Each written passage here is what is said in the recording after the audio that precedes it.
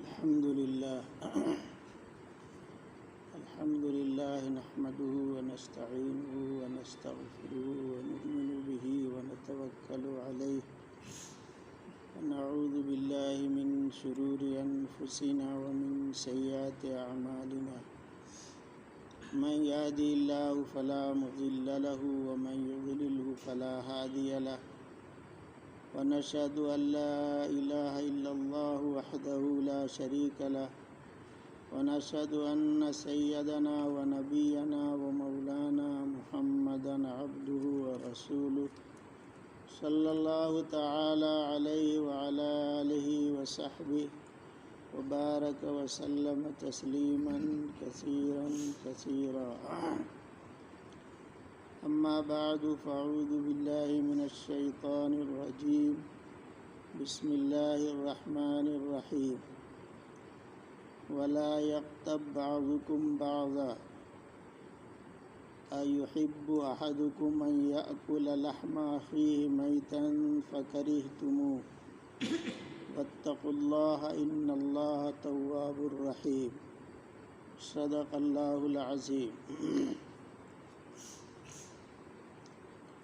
وقال النبي صلى الله تعالى عليه وسلم الغیبت اشد من الزنا او کما قال علیہ الصلاۃ والسلام۔ میرے دوستو، اس وقت ہمارا معاشرہ، سماج اور ہمارا ماحول طرح طرح کی برائیوں میں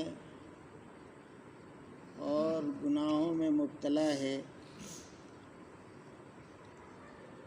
بقول کہنے والے کے تن ہمہ داغدار شد، کنبہ کجا کجا نہم، امت پوری زخم زدہ ہے،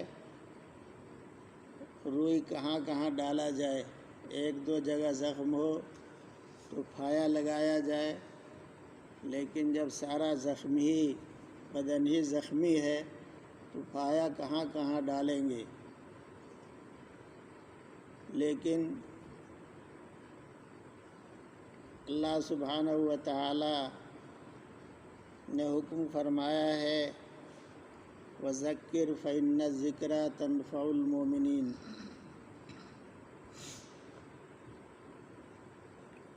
ایمان والوں کو یاد دہانی کرتے رہیے، یاد دہانی سے ایمان والوں کو نفع پہنچتا ہے۔ اس لیے تذکیر، یاد دہانی، وعظ و نصیحت قیامت تک جاری رہنے کا ہے، اور ہم میں سے ہر شخص کی ذمہ داری ہے کہ وہ تذکیر اور یاد دہانی کا کام کرے،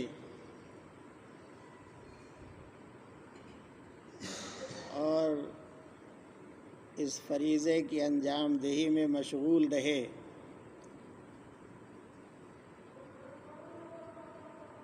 مریض کیسا بھی ہو، لیکن علاج و دوا سے اس کو نفع پہنچتا ہے، موت نہیں ہوتی ہے تو صحت حاصل ہوتی ہے۔ اس لیے کتاب و سنت ہمارے پاس اسی لیے ہے کہ امت کی ہر حال میں رہنمائی کی جائے، رہبری کی جائے، اور امت کو گناہوں کے کیچڑ اور دلدل سے نکالنے کی کوشش جاری رہے، اور قیامت تک کے پیش آنے والے احوال میں اللہ سبحانہ و تعالی نے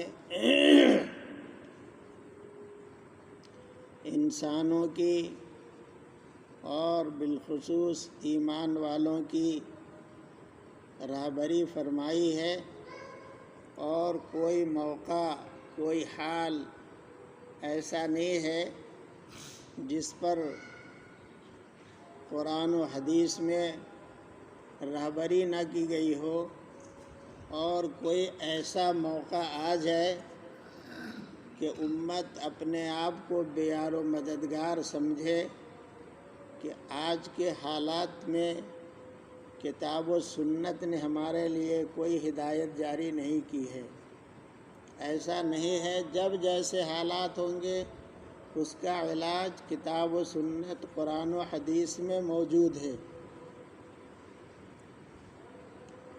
اگر نہیں معلوم ہے تو علم کی کمی ہے، یا علم کے باوجود عمل نہیں ہے تو طلب کی کمی ہے، ورنہ ہر مرض کی دوا اور ہر تکلیف کا علاج موجود ہے. تو اس وقت ہمارے معاشرے میں ایک برائی عام ہے اور ہر طبقے میں ہے کہ لوگ ایک دوسرے کی عیب جوئی میں، ایک دوسرے کے شکوہ گلہ میں مبتلا رہتے ہیں، اور مشکل سے کوئی مجلس خالی ہوتی ہے جس میں یہ کام نہیں ہوتا ہو. وہ چائے خانہ سے لے کر کے جہاں تک پہنچ جائیے، حتیٰ کہ مسجد اور مدرسے اور خانقاہوں تک میں بھی اس سے پوری طرح سے رستگاری نہیں ہے. اور اللہ سبحانہ و تعالیٰ نے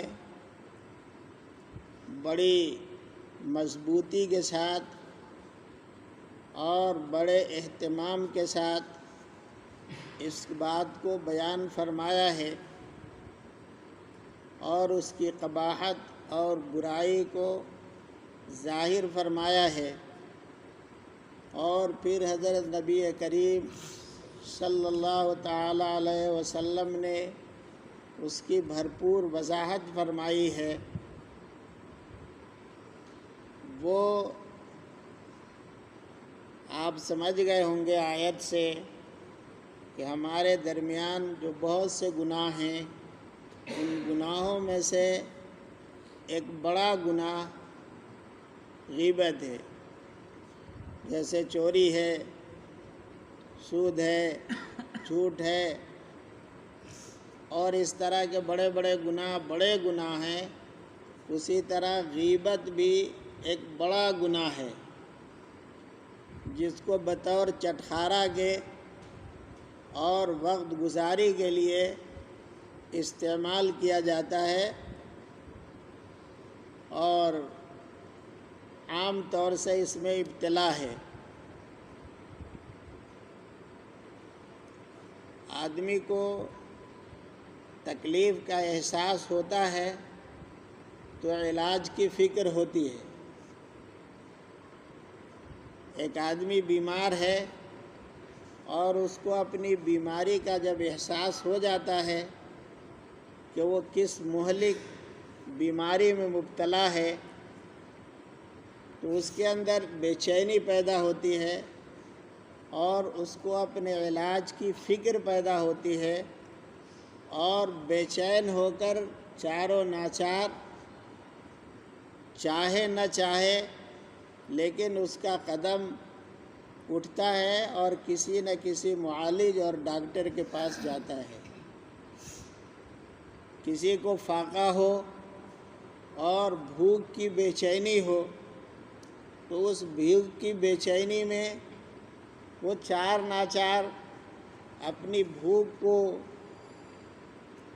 مٹانے کے لیے کسی نہ کسی کے پاس جائے گا، کوئی نہ کوئی راستہ حلال رزق کا طلب کرے گا کہ جس سے اس کا کو روزی مل جائے، اس کی بھوک دور ہو جائے. اور کسی طرح کی پریشانی میں، حالات میں آدمی گھرتا اور مبتلا ہوتا ہے تو اس کو فکر لاحق ہوتی ہے کہ اس سے کیسے نجات پائے. کسی پر جھوٹا مقدمہ ہو گیا، غلط طور پر کسی کو پھنسا دیا گیا تو اب اس کی بے چینی اور اضطراب اور کرب کا جو عالم ہوتا ہے وہی جانتا ہے، اور اس سے نجات کے لیے ہر طرح کی کوشش کرتا ہے۔ تو اسی طرح سے گناہوں سے ہمارے اندر بے چینی آنا چاہیے، فکر پیدا ہونا چاہیے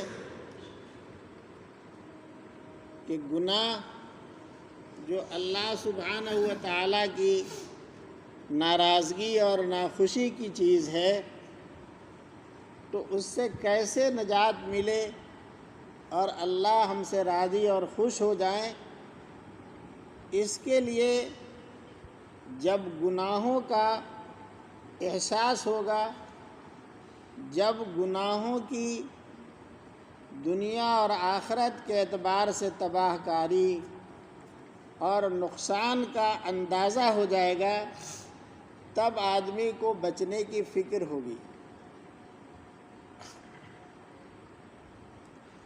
اب چونکہ ہم لوگ گناہوں کے عادی ہو گئے ہیں اور رات دن گناہ ہی کرتے رہتے ہیں، اس لیے ہمارا احساس و شعور جو ہے وہ کمزور ہو گیا ہے، اور ہم کو تنبہ نہیں ہوتا ہے۔ ورنہ جو آدمی گناہ کا عادی نہیں ہے اور اتفاق سے اس سے گناہ سرزد ہو جاتا ہے، آدمی ہے گناہ اس سے ہوتا ہے، ایک عادتاً ہوتا ہے، اور ایک یہ ہے کہ اتفاق سے آدمی سے گناہ سرزد ہو گیا،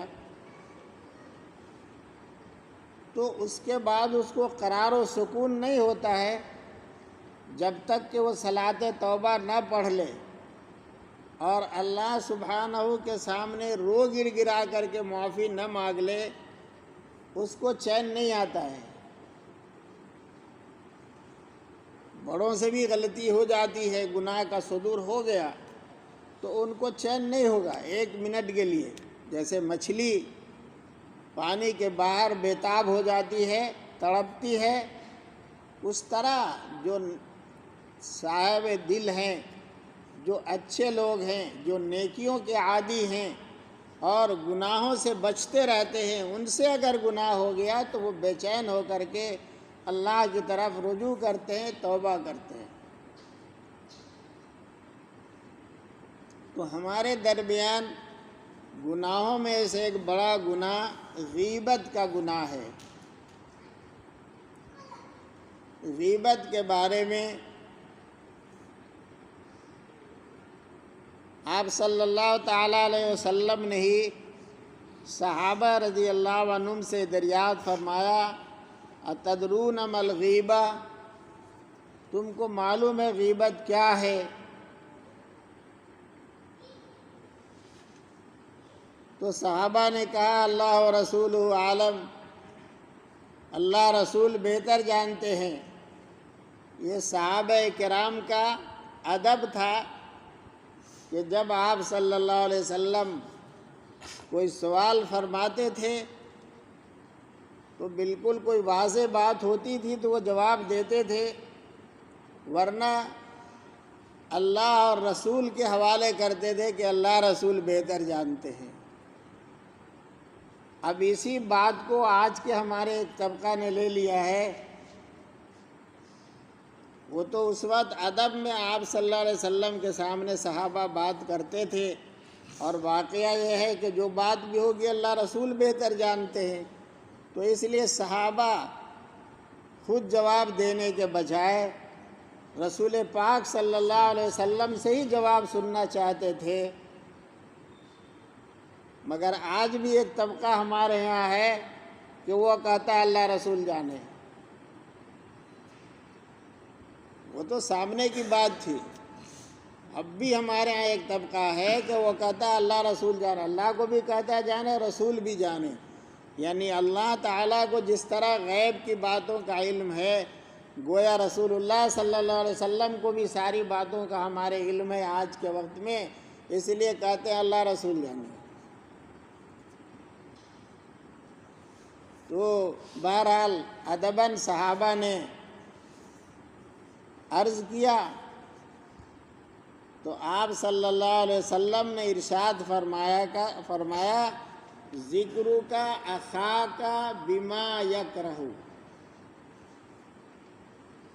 تمہارے اپنے بھائی کی ایسی بات ذکر کرنا کہ وہ سنے تو اس کو ناگوار اور ناپسند ہو،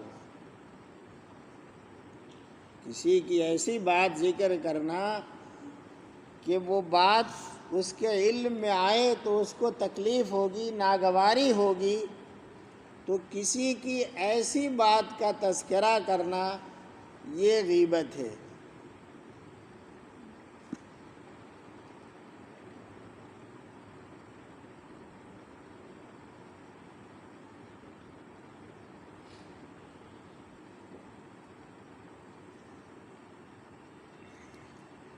صحابہ نے سوال کیا اگرچہ وہ بات اس کے اندر پائی جاتی ہو، کوئی بات کسی کے بارے میں آپ کہتے ہیں کہ فلاں ایسا ویسا ہے، تو ایک تو یہ ہے کہ واقعی وہ ایسا ہے جو آپ بیان کر رہے ہیں، وہ بات اس کے اندر ہے، بات آپ غلط نہیں کر رہے، من گھڑت نہیں کر رہے، وہ بات واقعی ہے اور اس کے اندر ہے جس کو آپ بات بیان کر رہے ہیں۔ اور ایک شکل یہ ہے کہ آدمی من گھڑت بات کرے، کسی کی طرف ایسی بات کی نسبت کر دے کہ وہ اس سے کوئی تعلق نہیں ہے، تو دونوں میں فرق ہے۔ تو صحابہ نے سوال کیا کہ وہ بات اگرچہ اس بھائی کے اندر پائی جاتی ہو، واقعتاً اس کے اندر وہ بات موجود ہے، تو آپ نے فرمایا ہاں جب ہی غیبت ہے، اور وہ بات اگر اس کے اندر نہیں ہے اور آپ گھڑ کر کے اپنے جی سے اس کو ذلیل کرنے کے لیے، رسوا کرنے کے لیے، بدنام کرنے کے لیے کوئی غلط بات اس کی طرف منسوب کرتے ہیں، تو فرمایا یہ تو بہتان ہے، اور بہتان کا جو گناہ ہے وہ غیبت سے بھی بڑا گناہ ہے۔ السلام علیکم۔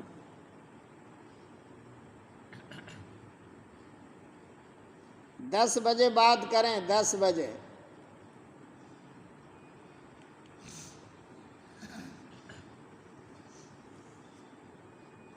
تو اللہ سبحانہ و تعالی نے اس غیبت کے بارے میں اہل ایمان کو توجہ دلائی ہے کہ وہ غیبت نہ کریں، اس لیے کہ غیبت سے معاشرہ میں طرح طرح کا فساد، بگاڑ، لڑائی جھگڑا اور طرح طرح کے فتنے پیدا ہوتے ہیں۔ اس لیے اللہ سبحانہ و تعالی نے ارشاد فرمایا وَلَا يَغْتَبْ بَعْضُكُمْ بَعْضًا، تم میں کا کوئی شخص کسی کی غیبت نہ کرے، یعنی پیٹھ پیچھے اس کی کوئی برائی بیان نہ کرے۔ اب یہ غیبت کیسا گھناؤنا عمل ہے اور اس میں کتنی گندگی ہے، اس کو ظاہر کرنے کے لیے اللہ تعالیٰ نے فرمایا اَيُحِبُّ أَحَدُكُمْ أَن يَأْكُلَ لَحْمَ أَخِيهِ مَيْتًا، کیا تم میں کا کوئی اس بات کو پسند کرے گا کہ اپنے مردار بھائی کا گوشت کھائے؟ فَكَرِهْتُمُوهُ، تو تم اس کو کبھی پسند نہیں کرو گے۔ معلوم ہوا کہ کسی کی غیبت کرنا گویا مردہ حالت میں اس کا گوشت کھانا۔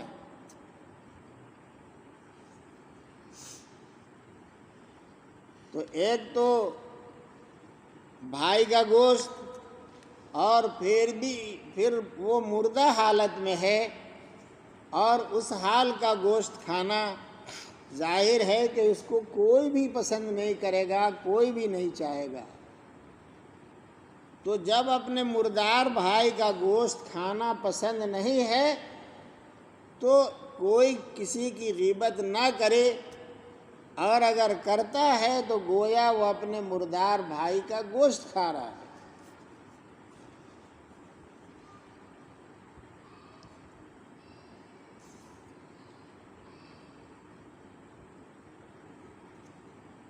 اس کی قباحت کے سلسلے میں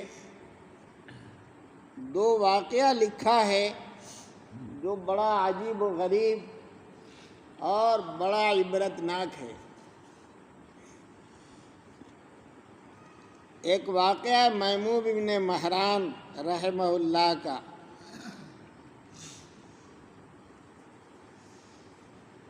کہ انہوں نے خواب میں دیکھا کہ حبشی کی لاش کوئی سامنے پیش کر کے کہہ رہا ہے کہ اس کو کھاؤ۔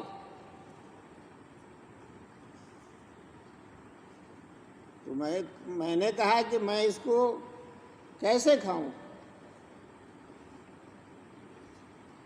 کہا نہیں، تم کو کھانا چاہیے، تم نے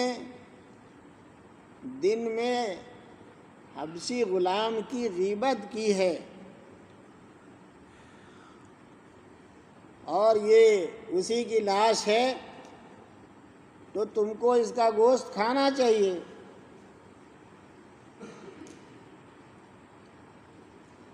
انہوں نے کہا کہ میں نے تو اس کی کوئی غیبت نہیں کی، میں نے نہ اس کی کوئی برائی بیان کی ہے، نہ میں نے اپنی زبان سے اس کا کوئی تذکرہ کیا ہے۔ کہا کہ تم مجلس میں تھے اور وہاں اس کی غیبت ہو رہی تھی، اور تم اس کی غیبت سنتے رہے، اور تم نے اس کو نہیں روکا، اس کی طرف سے کوئی جواب نہیں دیا۔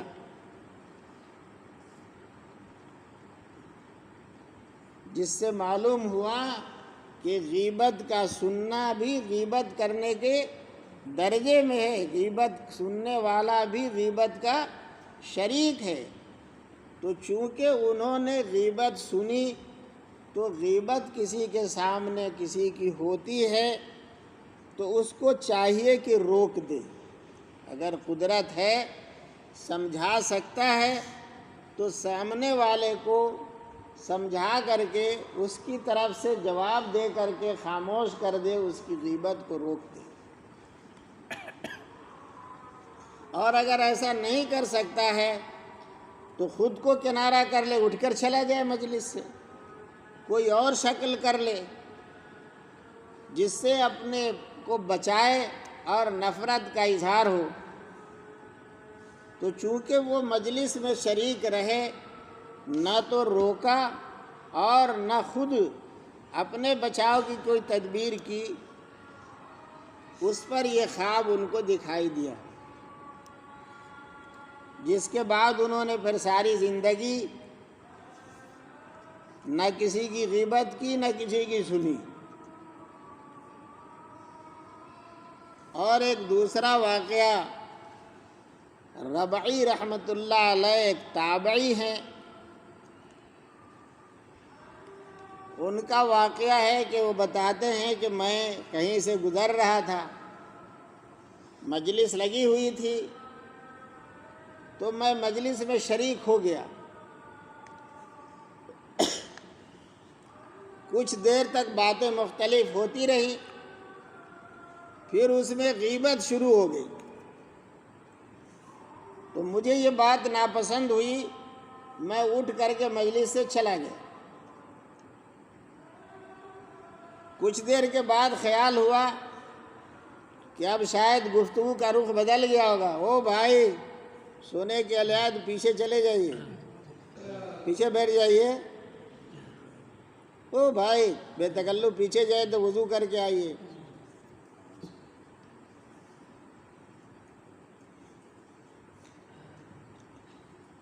تو ان کو خیال ہوا کہ اب مجلس کا رخ بدل گیا ہوگا، لوگ دوسری بات چیت میں مشغول ہو گئے ہوں گے، تو پھر آ کر کے مجلس میں بیٹھ گئے۔ تو واقعی دوسری باتیں ہو رہی تھی، بیٹھے رہے، کچھ دیر میں پھر سلسلہ شروع ہو گیا۔ تو اب وہ فرماتے ہیں کہ مجھے اب دوبارہ جانے کی ہمت نہیں ہوئی، پہلے تو چلے گئے تھے ہمت کر کے، لیکن اب جانے کی ہمت نہیں ہوئی، اور میں غیبت سنتا رہا، اور بالآخر خود بھی مبتلا ہو گیا، میں نے بھی غیبت کر لی ایک دو جملے، بات ختم ہو گئی۔ رات کو انہوں نے خواب میں دیکھا کہ ایک حبشی ایک بڑے تشت میں گوشت ان کے سامنے لا کر کے پیش کیا اور کہا کہ اس کو کھاؤ۔ انہوں نے فرمایا کہ میں نے غور کر کے دیکھا تو مجھے سمجھ میں آیا کہ جو خنزیر کا گوشت ہے۔ میں نے اس سے کہا میں تو مسلمان ہوں، میں کیسے کھاؤں اس کو؟ تو اس نے کہا کہ تم کو کھانا پڑے گا۔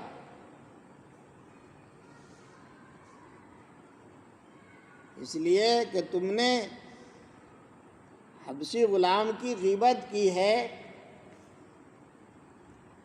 تو تم کو یہ کھانا پڑے گا۔ اور اس کے بعد اس شخص نے، اس حبشی نے ان کے منہ میں خنزیر کا گوشت ٹھوسنا شروع کیا، اور وہ ٹھوستا رہا یہاں تک کہ ان کو متلی آنے لگی، قے ہونے لگی، اور شدید تکلیف محسوس کر رہے خواب میں۔ اسی حال میں بیدار ہوئے، خواب ختم ہو گیا۔ اس سے بھی زیادہ جو اگلی بات وہ دکھ رہے ہیں، بتا رہے ہیں، وہ عبرتناک ہے کہ جب وہ اپنے معمول کے مطابق اپنے گھر کا کھانا کھانے بیٹھے تو اب اس کھانے میں اسی خنزیر کی بدبو اور وہی ذائقہ جو خواب میں خنزیر کا گوشت منہ میں ڈالا گیا تھا، ٹھوسا جا رہا تھا، جو بدبو اور جو ذائقہ اس کا تھا، اپنے کھانے میں بھی وہی بدبو اور وہی ذائقہ ان کو محسوس ہوتا تھا۔ اور لکھا ہے کہ 30 دنوں تک ان کی یہ کیفیت رہی۔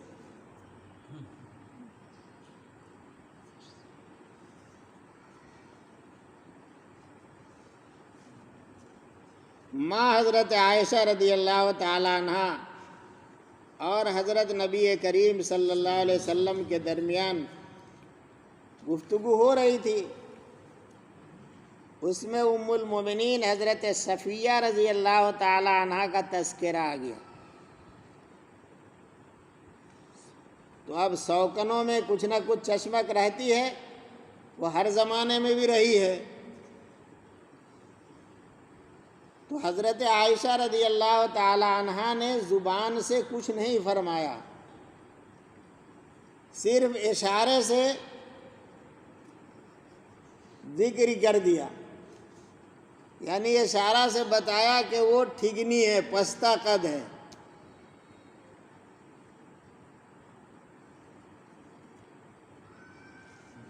تو جس طرح زبان سے غیبت کرنا غیبت ہے، برائی بیان کرنا غیبت ہے، اشارے سے کسی کی برائی بیان کرنا اور کسی کی تکلیف دہ بات کسی کی کرنا، وہ بھی غیبت میں شامل ہے۔